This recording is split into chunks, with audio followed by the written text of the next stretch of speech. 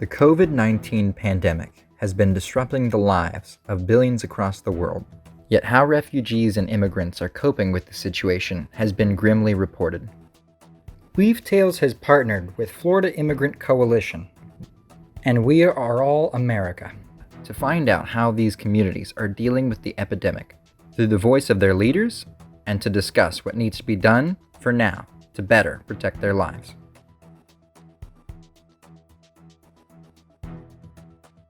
So my name is Sam Slatcher and I work for City of Sanctuary. I'm the Sanctuary Voice Coordinator and Communications Officer, which sounds rather grand. What it means is that we've started a new project in the last 3 months, and it's all very similar to what you're doing. It's all around digital storytelling. So my experience with City of Sanctuary is that I've been part of the City of Sanctuary for 2 years as a regional coordinator. So I used to be very much on the ground, visiting people, visiting communities. But before I tell you that, I should tell you about City of Sanctuary. So City of Sanctuary is a UK-wide movement of local City of Sanctuary groups who all work together to support and make their communities safe places for refugees, particularly about building a culture of welcome. That's one of our key aims. So City of Sanctuary started in 2005 in Sheffield, and somebody who was a refugee himself had a vision that every city in the UK should be a place of sanctuary. And by sanctuary, I mean a place where people are free from any kind of torture, violence. They are welcomed as they are, and that they have a vital contribution to play in society. And it was at the time when we were, as a country, the UK was introducing various laws around immigration and asylum, the asylum law and so on, which City of Sanctuary felt was not the most hospitable way of relating to people.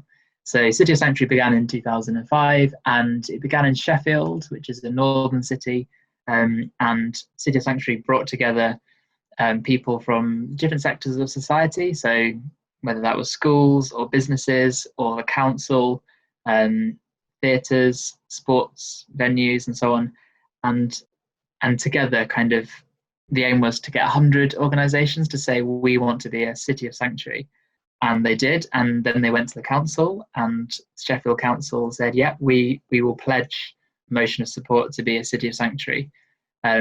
And that was an amazing move. And I don't think that the founder, who is Indrajit Vogel, who's a well-known public speaker now, he's a Methodist minister as well. And I don't think he at the time had this idea it would suddenly grow like wildfire. And 13 years later, there are over 100 towns and cities that are cities or towns of sanctuary. And as well as that, there's also different work that we do around streams. So streams simply mean there's like a stream for schools, a stream for university, a stream for the arts, a stream for health and maternity. And I've missed one out. I always miss one out. It'll come to me later.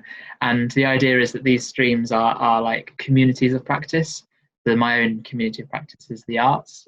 My other half of my week looks like me being a musician, and I run community projects, music projects with communities. So I'm very passionate about the arts as being a place of sanctuary, and that looks like supporting artists who have come from refugee backgrounds, but also using arts in a similar way that you are to change the narrative and to tell another story about people's lives, but also involving people in that process.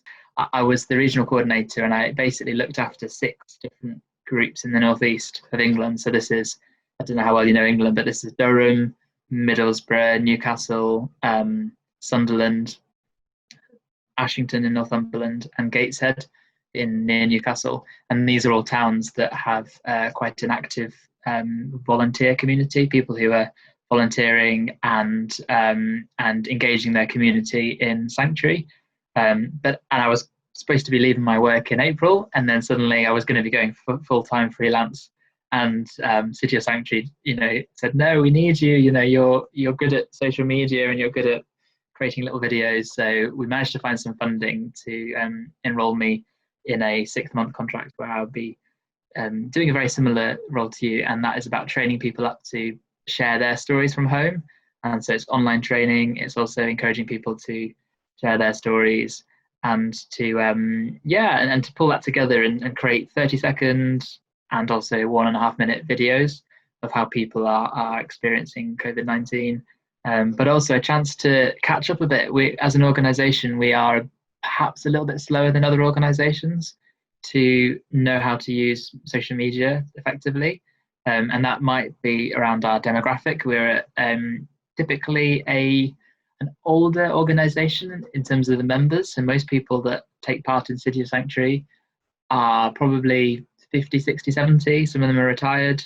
Obviously, the asylum seekers and refugees who are part of City of Sanctuary are much younger typically, but as a whole, the organisation isn't so used to using social media. So it's a really good opportunity for us now to work together and be able to use digital platforms to be part of this wider movement of Sanctuary, which includes what you guys are doing, and loads of other organisations around the world. Good question. So it obviously looks very different depending on which town or city you're looking at. I know the Northeast better than other parts of the UK. So in the Northeast, we're talking about, don't quote me on the figure, it's something like 5,000 people who are seeking sanctuary. So they are essentially asylum seekers who are waiting for their case to hopefully be approved for their leave to remain. And then in addition, there are, I wouldn't know the numbers, probably hundreds, I say, who are destitute or have still living around in the Northeast. Maybe it's more, I don't know. And then of course there are those who have their status, their leave to remain, who are refugees.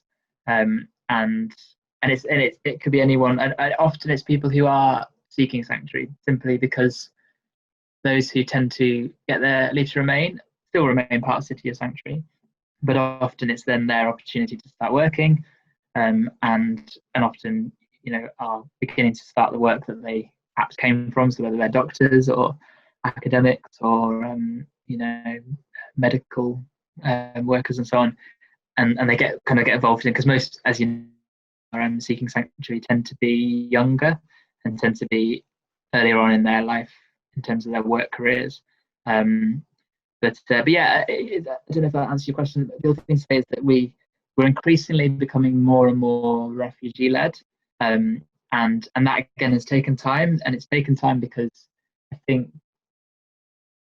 there's a lot of reasons, but the UK charity sector, and I'm sure it's the same in elsewhere, typically is dominated by people who, I guess, like me, are white and from an educated background, who've been part of that movement a long time, and also people who are retired and older in City of Sanctuary. But that's increasingly becoming, that's changing that, and for very good reasons. It's becoming much more. We're trying harder as an organisation to be much more like I guess people like myself from white educated backgrounds are stepping back and allowing others, that chance to really run with the organisation. And actually the growth and the excitement and the creativity is coming from people who are seeking sanctuary themselves, who are part of the movement and are driving the new ideas and the new changes that we're facing. And of course, what's fascinating about COVID-19 is that actually it's the younger generation in our organisation, particularly those who have had experience of seeking sanctuary, who actually know more than I will ever know about the importance of communication and keeping in touch with family, and knowing how to use Zoom or WhatsApp or Facebook, FaceTime rather. And so suddenly this is, I'm seeing this in my role already, that people are sharing their activities and what they do and how they're making their communities safer places, and it's exciting to see this kind of new flavour coming through, as it were, with younger people taking part. So life in Britain, we're now in week 8, I think, of lockdown, and actually things have lifted. If you've seen the news in the last couple of weeks, the government have changed some of they've changed their slogan from "Stay safe" to "Stay alert," which they changed their slogan from "Stay at home" to "Stay alert," which is a really bizarre phrase. And I don't know how you can stay alert for a virus, but actually the effect on the population means that people are out and about, and I actually worry people are out and about too much because that I'm sure I don't know whether you have the same terminology where you are, but there's this saying around the R, which is the rate of infection, and we're dangerously close to 1, which means that you're likely to pass on to one person. If it goes above that, you're spreading the virus in an exponential way. So things are changing. I mean, 8 weeks has been really difficult for a lot of people. I mean, personally, I think because a lot of my work was at home anyway, and certainly the music's changed massively. I'm not doing workshops, which is the main sort of activity I would do or perform. It's very much, from home, which is challenging. But again, as I say, I'm used to working from home, and we're very fortunate. It's a very small garden, but it's enough grass to sit on and have your lunch outside, and enjoy the spring. It's been a beautiful spring here in Durham, in the northeast of England, which is a kind of a paradox. This beautiful spring, and this restriction on being able to move around. People, I think that you've probably seen people in Britain tend to be, certainly the early on, they've been very, very, what's the word? On the same page. And actually, there's been a really high percentage of people who are on board, and it's not, is it 90% of people followed all the guidelines, and the government had planned would observe the restrictions. So in that sense, the public here have been pretty willing. But just recently, that's beginning to fray, and it's beginning to fray because there's been a few things. One is the way teachers have been treated, and that is that teachers have been seen as not pulling their weight the way that doctors and nurses have been, and yet that's not true, because teachers have been going in every day. They're frontline workers. They're holding classes for people, the children of the key frontline workers, and having to adapt, to whole new technology, having to work out how to use Zoom to teach, and they want to go back as soon as they can, but they know it's not always safe to. And so there's a bit of I think there's a frustration in the media a bit, and people are getting frustrated, and the same with refugees and migrants. So the big news this week is that the government had 2 days ago had said that they were going to increase the amount of money that people from migrant backgrounds would have to pay as part of their, I can't remember the phrasing, part of their NHS, what they kind of owe in terms of the money to the NHS, and then there's a huge outpouring and from people within organisations, refugee organisations particularly, but also other organisations, saying that's outrageous. That how could we charge, particularly those who've been working in the NHS from migrant backgrounds, who have been holding everything together, and the NHS would fall apart if it lost its migrant community.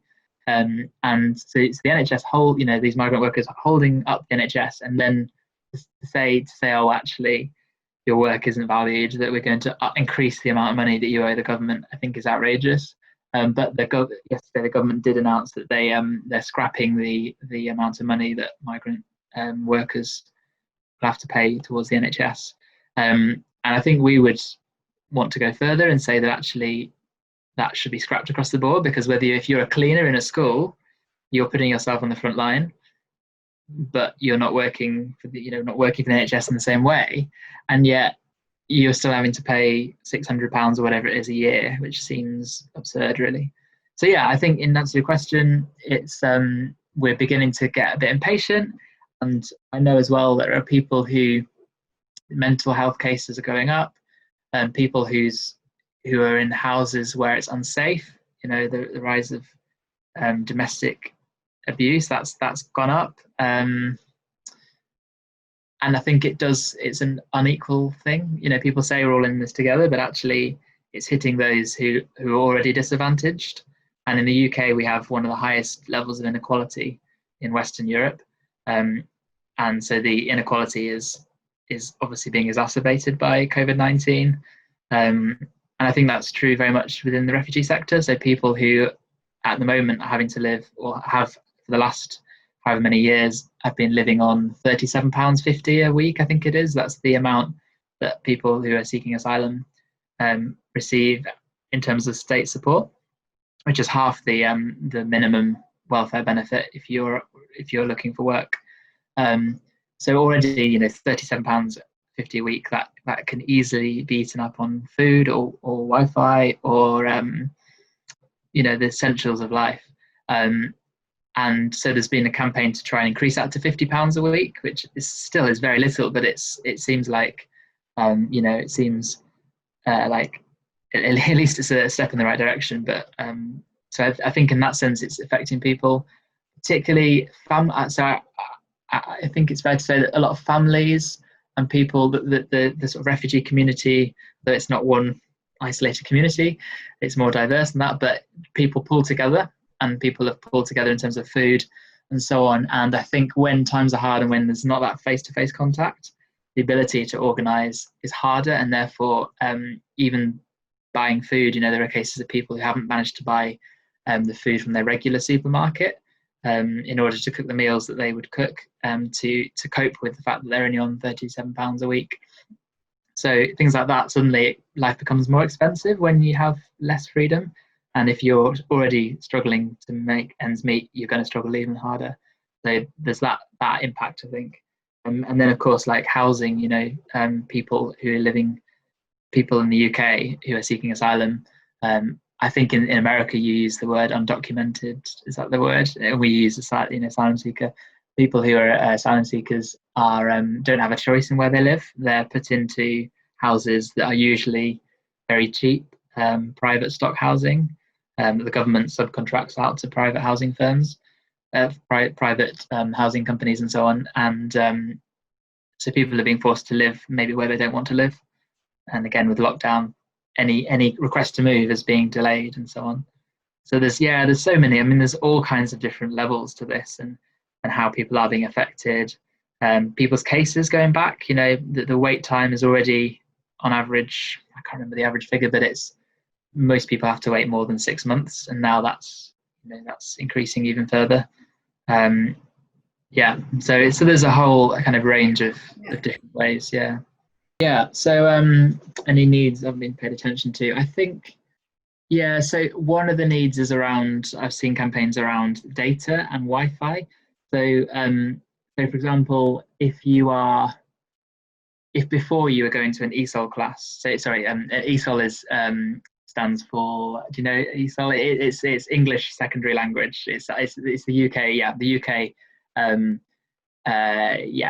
term for learning English as a second language, which obviously is a key part of supporting people in terms of their like integration into society, or how societies come together and so on. And ESOL classes you would typically go to, but they've been cancelled. Some of them are appearing online, but of course, actually, if you can't afford, if you only have £37 a week, you're not going to be able to necessarily afford a good data connection or Wi-Fi. So I've seen campaigns launch around that, but at the moment nothing's really been done. Some of the housing providers have been petitioned, because they actually may have the ability to improve the lives of people if they can install Wi-Fi, but I've not seen that yet. Some of the universities have been pulling their weight a bit in terms of providing additional data. City of Sanctuary, I know we provide a bit of data for people who are from that background, who are struggling. So there's that side of things. Other needs. I'm trying to think of other needs. It's typically, I mean, really from a City of Sanctuary point of view, the need that we have, what we've lost is the fact that we were meeting together, and actually the value of meeting together and supporting people in language, supporting people in their legal, case, and housing, and actually City of Sanctuary, British Red Cross, Amnesty, Refugee Council, all these organisations kind of overlap at some point, and they're all about providing practical support. That's become much harder, having to do that over the phone or over the internet. So it does mean, I think it probably means people and individuals probably slip underneath the surface a bit, and we probably are. I don't know. I mean, again, I can only speak from what I know. I know others will be better placed to kind of answer that question. But at the same time, I think what I have seen, which does give me hope, is that the whole refugee movement and the sanctuary movement, whatever you want to call it, is very good at adapting to change. It's had to be, you know, like the changes that have happened, certainly in law and in politics, gradually becoming more aggressive in terms of like the opportunities. From my point of view, others might say less, you know, less so, but I think we feel constantly in the political context changes, and certainly with Brexit and so on, there's been, you know, there's evidence that there has been hate crime going up, and there's been more hostility and more people feeling, there's more animosity towards people from different backgrounds, and a lot of that has been peddled by our media, and by the government. The hostile environment is a term you hear in the UK, and hostile environment is essentially a way of trying to put people off, you know, seeking a better life here, really, if I put it bluntly. And it's, and actually people in City of Sanctuary are working against that. We're trying to offer a hospitable, kinder, humane way of treating people who, for no reason of their own, no fault of their own, had to leave their homes and didn't choose to, you know, and you know, you well know that more than I do. And so we're trying to push that kind of that more hopeful narrative.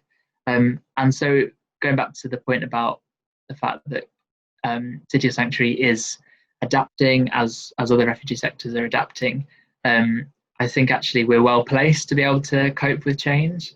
And I've seen some amazing examples of people, particularly those from who are seeking sanctuary, who are really like rising to meet this challenge. So there's somebody I know near Newcastle who today, I think, told me that he has now delivered over 300 meals. And these are meals, again, like we were talking about earlier, these are meals to help support people who are finding it more expensive to find food. And he's delivering ingredients, and he's delivering meals, ready prepared meals and ingredients to make you meals, to people who, in a small kind of network of people in Newcastle. And every day he cycles, you know, miles and miles to deliver, with his face mask on, and he's also fasting for Ramadan, you know, so, and he's doing all that, and it's just like, wow, that's, you know, like he's seen a situation and he's responded to it, and his circumstance hasn't been a barrier. He's just kind of, you know, put that aside and done this kind of extraordinary act of kindness towards people around him. So there's things like that. You're seeing examples of hope there, I think, in general. So going back to what I was saying a minute ago about people feeling in Britain, there's this kind of, there was certainly 6 months ago was a very tense time. We had Brexit negotiations, and it felt like a really uncertain chapter in our future. And then now COVID's come along. It sent us in a different direction, but actually there's been this sudden outpouring of kindness to others, and you know, there's communities pulling together, neighborhoods that never knew each other existed working together.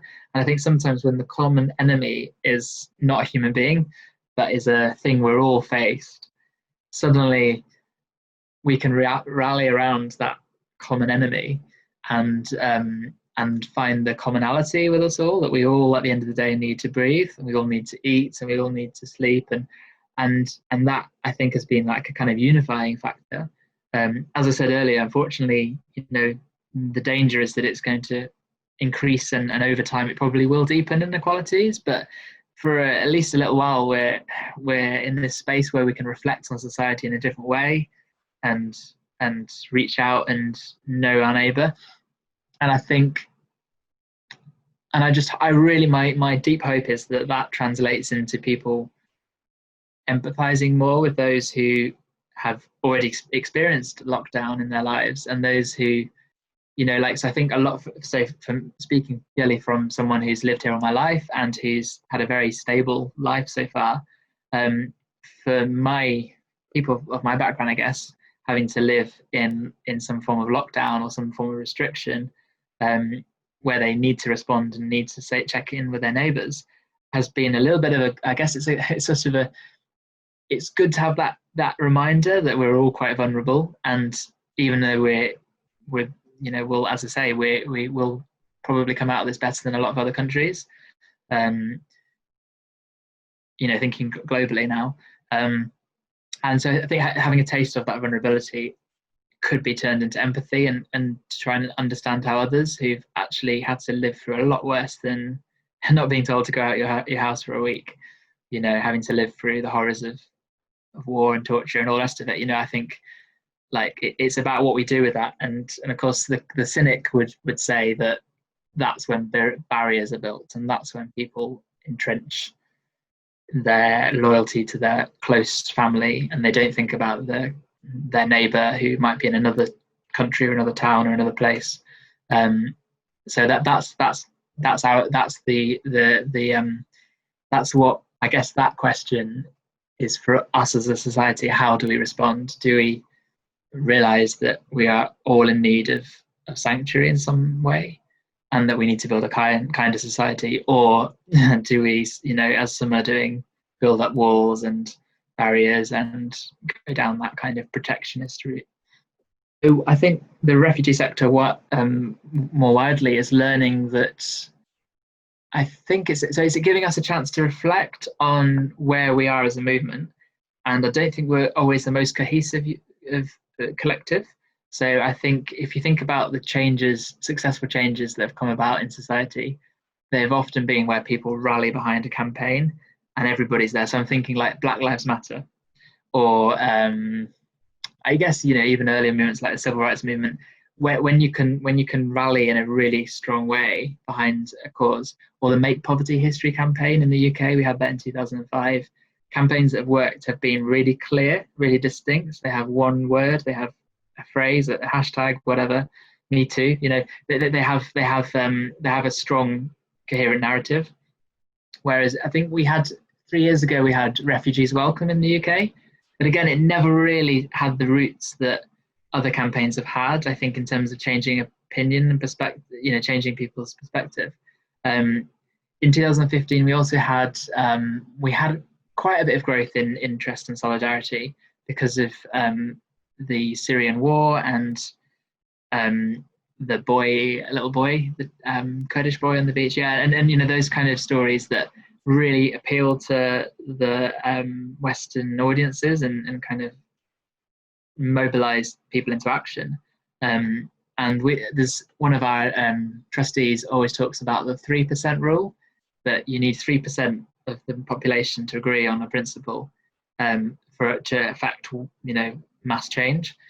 So if we could, I guess that our aim has always been that if 3% of the population believed in their heart that sanctuary was an important idea to offer people from other backgrounds or people from any background who've had to flee their country, then we could, that would then translate into people respecting each other, hate crime would come down, people would then have the means to, to go to the government and petition for the changes. We've been banging on to the government for years and years, some of the campaigns, like lift the ban. When asylum seekers are not allowed to work at the moment.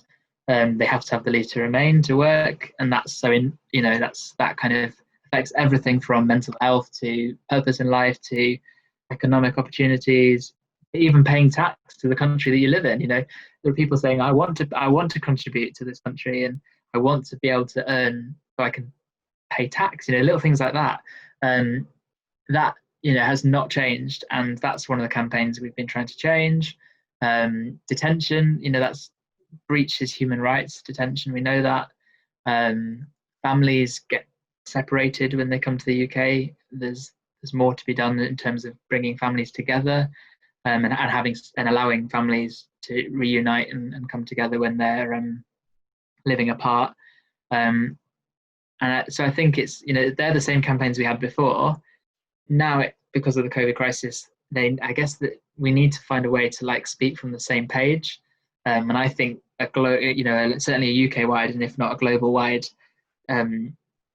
campaign that we could all get behind. Do you know what I mean by that? I think I'd be interested to hear your perspective from the States, whether you feel like Black Lives Matter. I mean, again, it's an interesting one because in some ways that hasn't made a difference. It hasn't, right? It's made a difference, but equally, the whole Trump thing and all the rest of it, actually there's this context you're constantly battling against. Me Too is interesting. Me Too is has changed. Certainly in the UK, I think the conversations that we're having are different now than they were 10 years ago in terms of like gender politics and being much more aware of the extent of patriarchy in society and organizations and businesses and all the rest of it. And I hope that the refugee sector, or the refugee movement has its chance soon to kind of have a go at really changing opinion and perspectives of people.